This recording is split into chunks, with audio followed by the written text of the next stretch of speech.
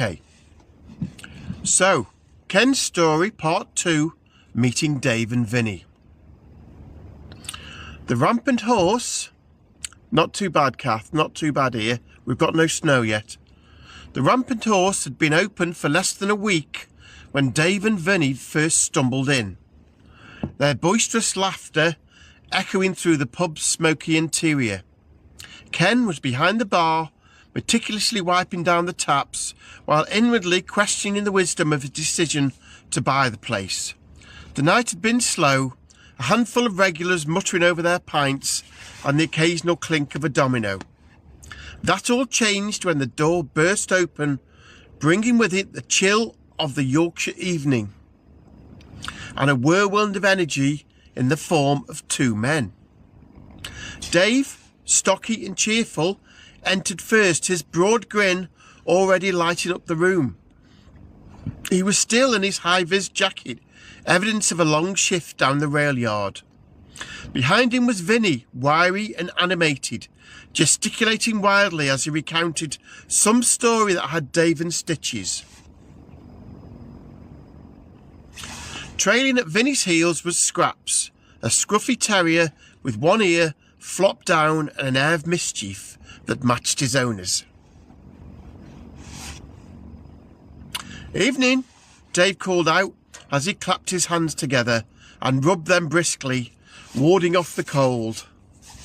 His gaze swept over the room before settling on Ken, who was watching them with a mixture of curiosity and suspicion. "You must be the new landlord. Let's hope you pour a better pint than old Arthur."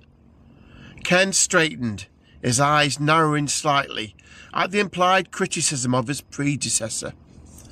"Arthur's pints were just fine, from what I've heard," he replied dryly. "Fine, aye, if you like them flat as a pancake," Vinny interjected with a smirk. He sidled up to the bar, leaning on it with an exaggerated nonchalance. "What's your name, landlord? Might as well get on first name terms since we'll be keeping you in business." "Ken," he replied curtly. "And you are?" "Vinny," the wiry man said, tipping an invisible hat. "This here's Dave, and the furry one's Scraps. Don't mind him, he's better behaved than me." Ken arched an eyebrow. "I haven't yet decided if I'm going to allow dogs in here." Scraps padded around to behind the bar and looked up at Ken with what can only be described as puppy dog eyes that would melt even the stoniest heart. Ken looked at Scraps. Scraps looked at Ken. "I suppose exceptions could be made for the well-behaved." Scraps yapped, as if to say that's the deal sealed, job done, and went back round to Vinny. The comment earned a bark of laughter from Dave, who clapped Vinny on the shoulder. "Looks like landlord's got a sense of humour after all, Vin. You'll have to up your game, mate." Vinny grinned. Challenge accepted. "Right, Ken, let's see what you've got. 2 pints of bitter and don't skimp on the head." "Ooh, matron." "Oh, and by the way, did Arthur get around to telling you he was going to be reducing the prices of the beer before he left?" Ken looked at Vinny. Vinny looked at Ken. "Nice try, sunshine," said Ken. Ken poured the pints with the precision of someone determined to make a good impression, setting them down with a quiet satisfaction. Vinny took a long pull from his glass, smacking his lips theatrically. "Not bad, not bad at all. You might just do, landlord." Ken rolled his eyes, but felt a flicker of a movement of amusement despite himself. "Glad to have your approval." The 2 men settled at a table near the fire, their lively conversation quickly drawing the attention of the other patrons. Vinny regaled the room with exaggerated tales of his misadventures, his storytelling punctuated by Dave's hearty laughter. Didn't take long for the other regulars to warm to them, the atmosphere in the pub shifting from subdued to convivial. As the evening wore on, Ken found himself drawn into their orbit. Vinny, never one to let anyone remain on the sidelines, called him over to settle a debate about the greatest Yorkshire cricketer of all time. "Come on, Ken," he urged, his eyes twinkling with mischief. "You look like a man who knows his way around a wicket." Ken leaned against the bar, arms crossed. "If you're angling for an argument, you'll have to try harder. Geoffrey boycott. No contest." Dave let out a guffaw. "Told you, Vinny. Even the new landlord knows you're talking out of your arse." Vinny feigned offence, clutching his chest dramatically. "Et tu, Ken? I thought we were friends." "I don't make friends that easily," Ken replied, though his tone was lighter than usually. "Not yet, maybe," Vinny said, with a wink. "Give it time. Give it time. You're stuck with us now, pal." Over the next few weeks, Dave and Vinny became fixtures of the Rampant Horse.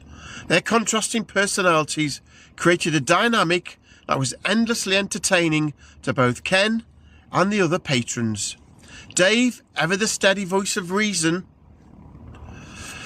often reined in Vinny's more outrageous antics, while Vinny's quick wit and boundless energy brought life to even the dullest evenings. One particularly memorable night, Vinny challenged Ken to a game of darts match after a few too many pints. "Come on, landlord," he crowed, brandishing a dart like a weapon. "Let's see if you're as good with your hands as you are with that dry wit." Ken hesitated, his pride wrestling with his instinct to maintain his distance. The regulars, sensing an opportunity for entertainment, began to cheer him on. Even Scraps seemed to be egging him on, wagging his tail excitedly at Vinny's feet. "All right," Ken said at last, stepping out from behind the bar, "but don't say I didn't warn you." The match was a spectacle. Vinny's erratic drunken throws veered dangerously close to the wall, while Ken's steady hand and steely focus quickly established him as the superior player.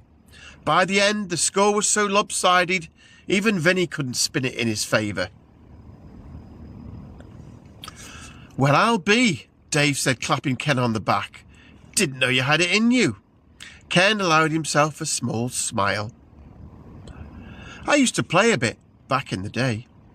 Vinny, ever the good sport, raised his pint in a mock toast. "Looks like we got ourselves a proper landlord. Here's to Ken, king of the hockey. Let's get that dart team started." As the months passed, Ken's initial wariness gave way to reluctant fondness for Dave and Vinny. Their banter, though relentless, was never mean-spirited, and their presence brought a warmth to the pub that Ken hadn't realised it was missing. They, in turn, seemed to respect Ken's no-nonsense approach and occasional flashes of dry humour, although, of course, they pushed his buttons as often as they could. It wasn't long before Ken began to look forward to their visits, their familiar faces, a reminder that he wasn't as alone as he'd once felt. The Rampant Horse was slowly becoming more than just a business. It was a community, a place where people came together to share their stories, their struggles and their laughter, and maybe escape the real world for an hour or two. And at the centre of it all, much to his surprise, was Ken, the gruff, reserved man who had once seen the estate as a last resort. He was beginning to find his place among its people, drawn into their lives by sour events and circumstances. But maybe that past would soon catch up with him. And there we have the end of episode 2.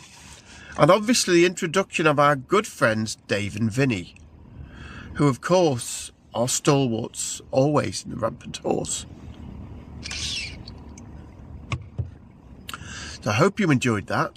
Things begin to hot up, don't you worry.